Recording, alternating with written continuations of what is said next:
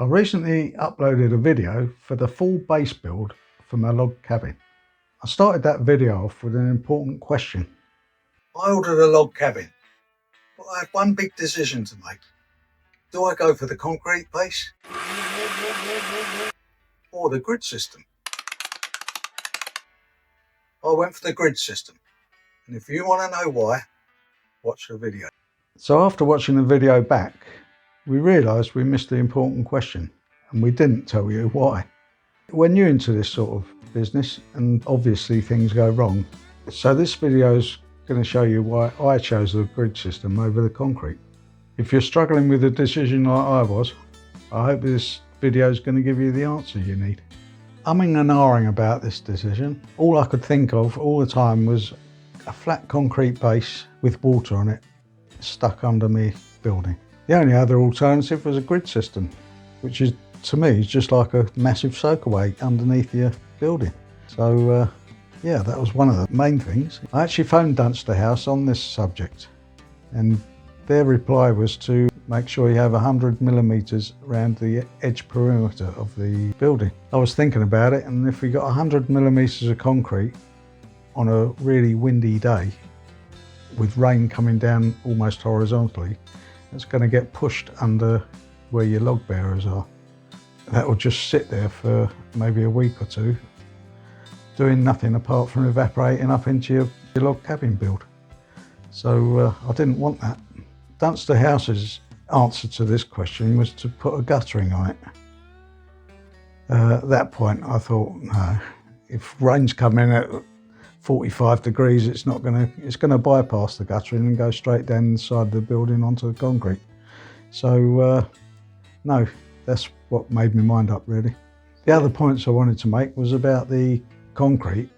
You need a lot of manpower, especially for a pad that big.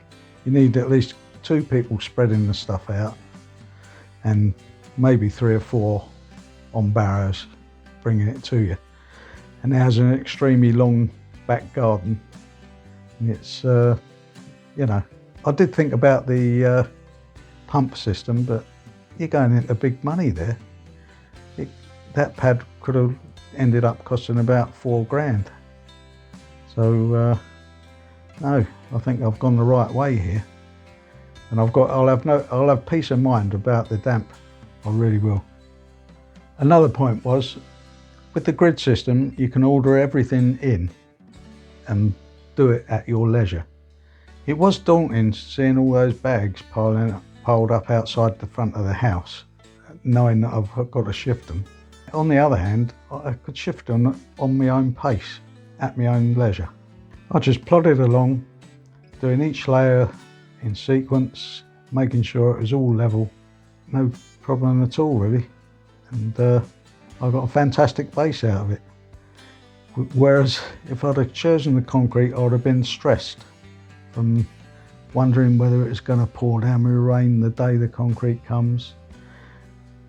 Would the concrete come on time?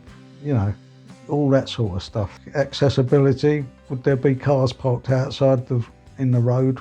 And I just didn't have the manpower anyway, so I did it this way. I did it my way, and I'm very glad I did. I do understand why people do use concrete, because you can get it very, very level and accurate, but you do need a lot of manpower.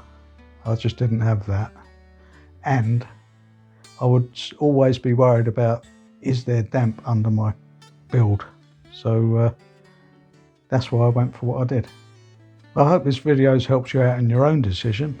If you like this type of content and it's helped you out any, please click and subscribe. We're only a young channel. We're just cutting our teeth really. So things will get better. Yeah, thank you very much.